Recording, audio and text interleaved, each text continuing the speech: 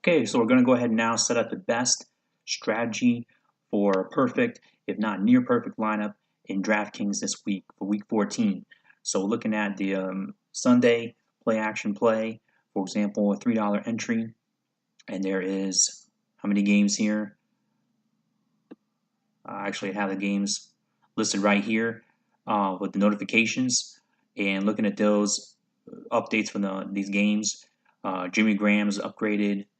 Dion Lewis is downgraded to questionable, and so forth as I reach the notifications here and look at some of these options. But that's for that. But with the DraftKings, there is 13 games here, and we're just checking to make sure we have that lined up here as well. And we do 13 games as the main slate, and these are low risk proven player options. The goal is to get a stack of studs or proven players, low risk, and just have one, if not two at the most, risk oriented players that are going to have more variance in their scoring and not as consistent type players. So we'll get into that. So we're just looking right now for players to stack, preferably on games that are shown to be as high Vegas options, high scoring, such as how we have right here, right away. I see Kelsey and possibly stacked with Alex Smith. So they're good right now versus the Oakland secondary, which is weak. So we can go ahead and, of course, take them as we'll fit them into our lineup right away here.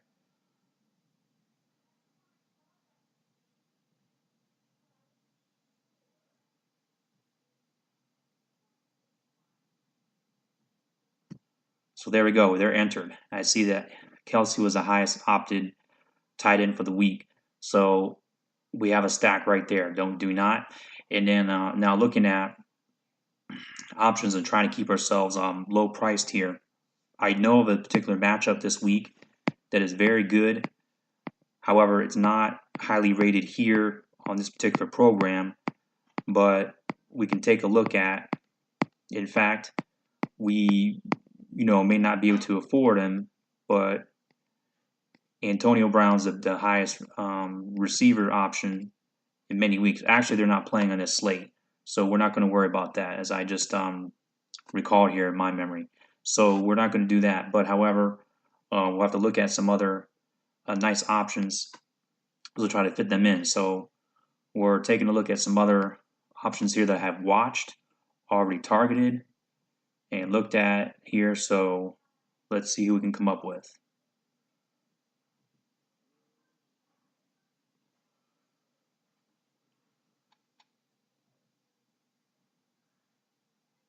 Just taking a look through, and let's look at something real quick here.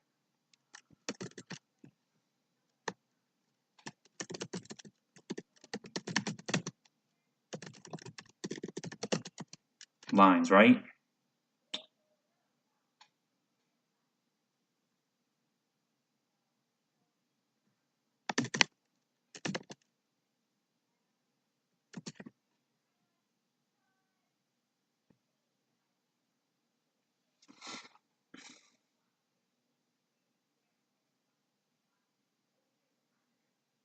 So all we're looking for right now is the projected points.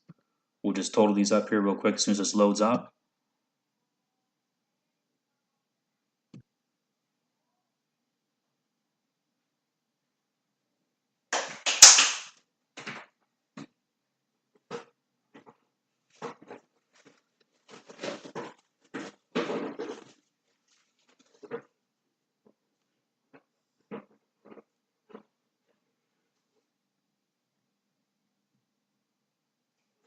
Okay, no problem. So whatever's going on there, we'll figure out later. But I can just tell them off my phone what they are real quick.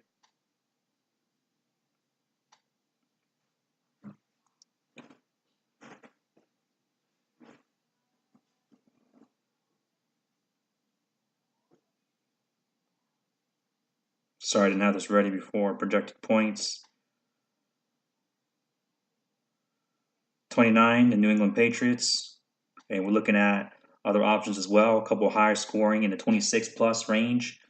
So the Patriots along with the Chargers and Kansas City, like we mentioned. So Let's look at our running back here. Gordon, a great option as a #1 running back, okay?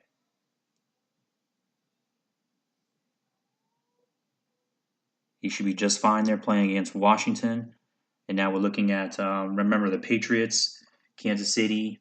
Well, we could even, a surprise team here on the Roto Grinders. Projected points is implied team total 24 in 3/4. That would be the Rams. Okay. So we're also looking at them. Now we can fit him in here. A lot of times we can't, but we're looking at Gurley as well. But we're going to try to even it out right now and see who we can get that's on the lower price, more bargain on this list here. So going back here, and we're going to go and arrange them according to price for a moment, see what that looks like.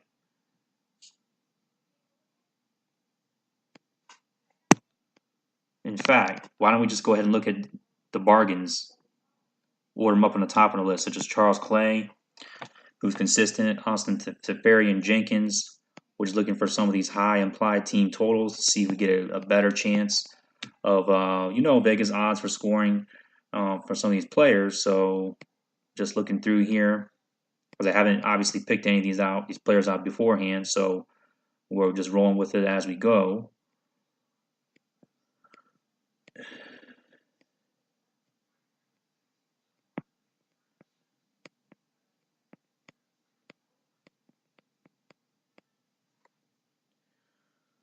Here we go with a low price option right now, the most legitimate shot to get you something, good this week. So let's get you a #1 caliber receiver for $5,500. Why don't we do that? So he'll help his team hopefully get the first win of the year.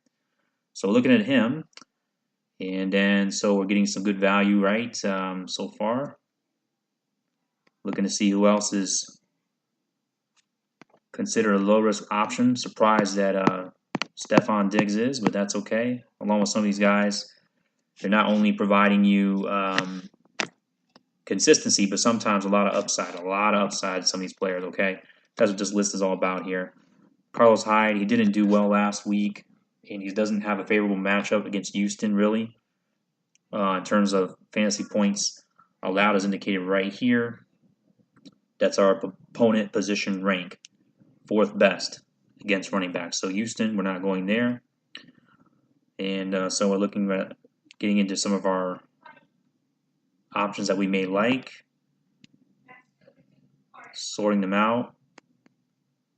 But see, there's other different, of course, ways we can sort these out.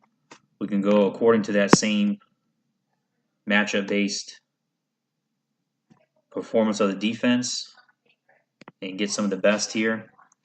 As I would much rather, of course, take an option or a chance, if you will, on Jones, as we'll consider in taking a look at him to match and pair him with Gordon, okay? So there's some risk involved with Jones, but we'll have to take some of that risk. So we even have now at least one if you want to consider Gordon a risk. I really don't, as he'll get his fair share of targets as he did last week. So we have at least one more high risk guy as right now. So here we go. And I like to skip ahead to my defense as well here, see what we can find.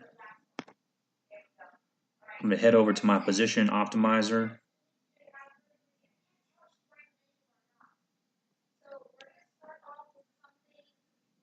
Of course, the highest scoring total and highest floor defense every week is Jacksonville. We can look at that, but if we can afford them.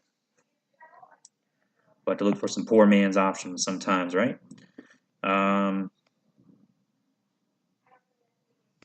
So we got the Chargers at home as well against Washington as an option, maybe a second option, as well as the Bengals versus Chicago, that they can't really do much in this scenario here, looking like that cold weather type game. Probably it could be low scoring and so forth. So we'll look at actually, let's look at the best value price out of these. So of course the most expensive, surprisingly Chargers more than the Jags. So we could look at putting the Jaguars in there as a really good, safe option. There's no risk there. No risk for DST. Jaguars. Oh, wow. There's a couple of teams more expensive than them. Wow. Well, because it's Seattle, but we're not worried about Seattle racking up a lot of points. Okay. So we got some positions to fill. Average per pickup, 4,100 or so. Running back, receiver, and flex left.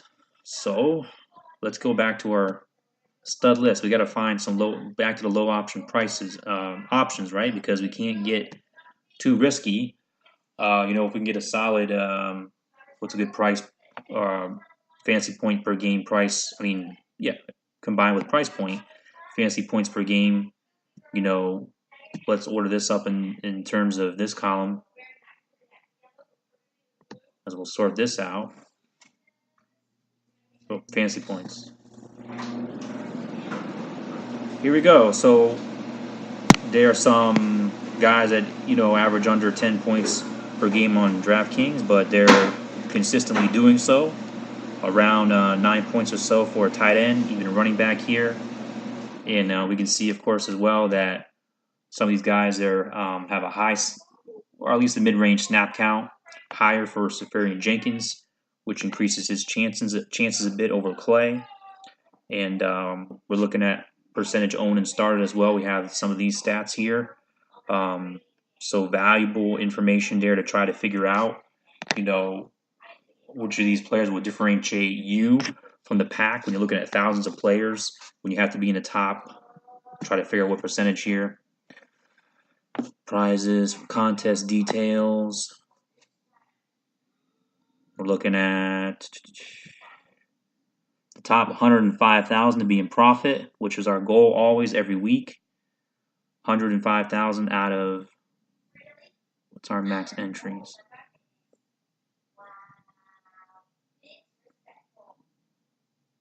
105,000 out of like almost 4. So top 25% is our goal.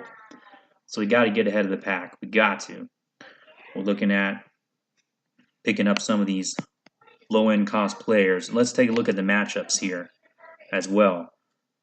As Jenkins has got a great matchup away from home versus Denver. They're not good, and they have not been all year against the tight end. So he's looking better, right? And he's got to pick up his points here anytime he's due to pick it up. His targets are okay at 6 per game. The last couple games, only 3 and 5 points. But we can even see what's going on with his low 2.7 and his high upside 17.6 on DraftKings. And so he's hopefully not going to do 2.7, but he'll do better than that, this week, as the Jets will look at this option. So he's going in.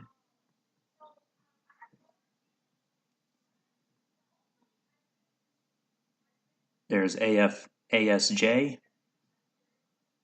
Okay. 44.50 left to work with. We need just a solid back and a wide receiver, right? We got 2 tight ends in there, in fact. Wow. Cool. It's okay with me as long as I got Kelsey, one of the best tight ends. So a running back and a receiver.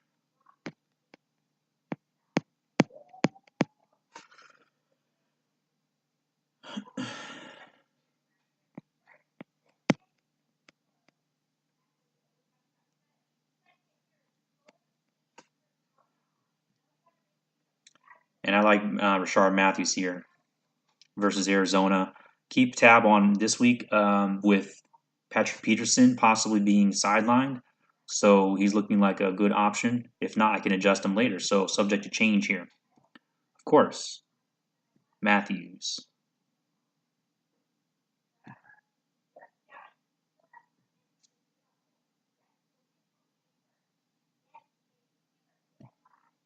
Good enough for me.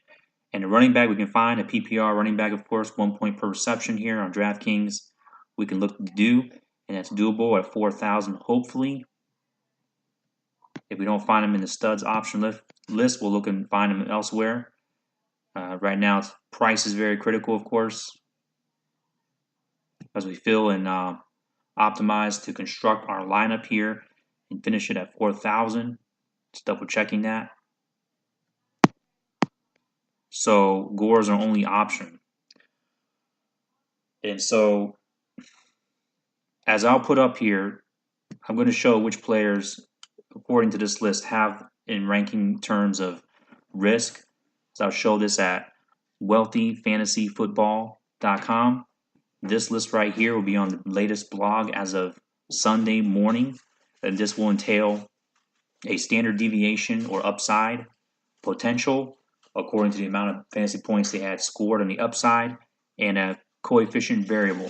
So the lower this number is, the more consistent they are. Quarterbacks are good at 0.39. Running backs are good at, if they're consistent, 0.4 or around that. Very consistent. For wide receivers, if they're very consistent, they would say, let's say under 0.4 as well to be consistent in these terms. This is where I went wrong last week. Evans and Hyde, they just didn't have good games last week. So even though they're normally consistent performers, of course you'll have probably one out of your lineup on average that will fall below. Now, if one of these guys had done well, I would have done very well in that contest. However, the numbers show that if I do this again, that won't happen. And also, what I do is I take only enough risks to allow myself to always be profitable every week. And that's shown in another latest article there. I'll show you in how to consistently perform in your lineups.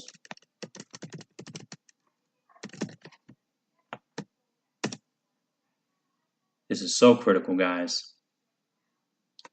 In your free throw bankroll, free roll, steps to go from $0 to $1,350 a week in profit.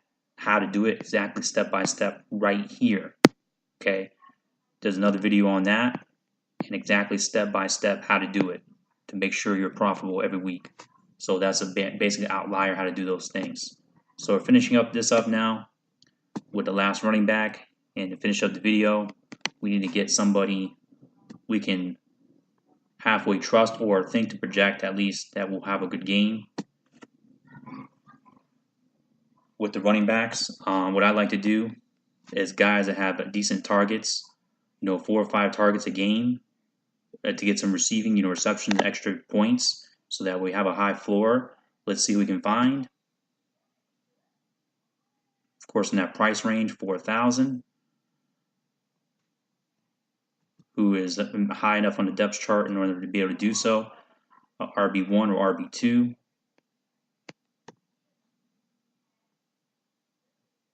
Just want to make sure these are ordered up good here. Yes, they are. 4,000.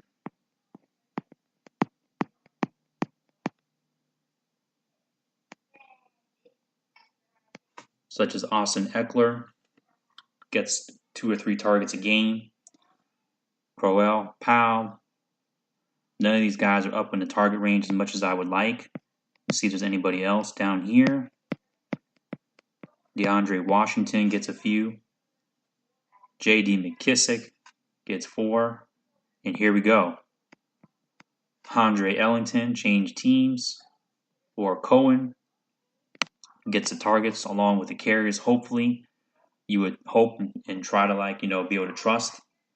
Ellington had some action last week. He's got some offensive role in the offense already, obviously, and he's a sleeper. And we can look to a guy like this, with some salary left over. So, but we've got Gio Bernard right here as a running back 1 this week. See, the more you look down, you never know who you might find. So Gio doesn't have the best matchup versus Chicago versus his position, but with that option, man, we'll use him and upgrade somebody else on another position. 6 targets. Almost 3 targets and 4 rushes per game. That's going to go up this week. So let's go. Bernard. we got to find value, right? And now an upgrade. Let's see who's upgradable here. And taking out, let's see.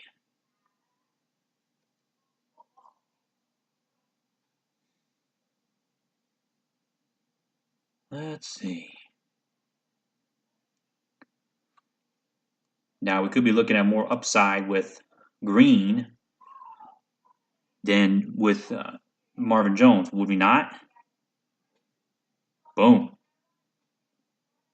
Let's make sure he looks good in our optimizer here. Wide receiver. And you'll see this do well in the tournament.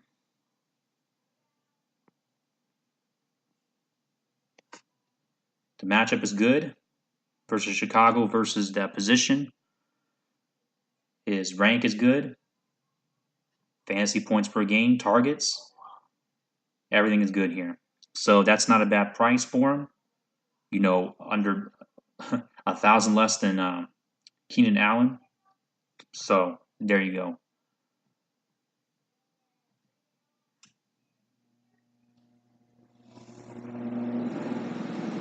All right, so hopefully we got a lineup here we can go and play with and make your adjustments for yourself. And check back Sunday morning on the site, as I'll have more information up on an evaluation of those guys and more. See you later.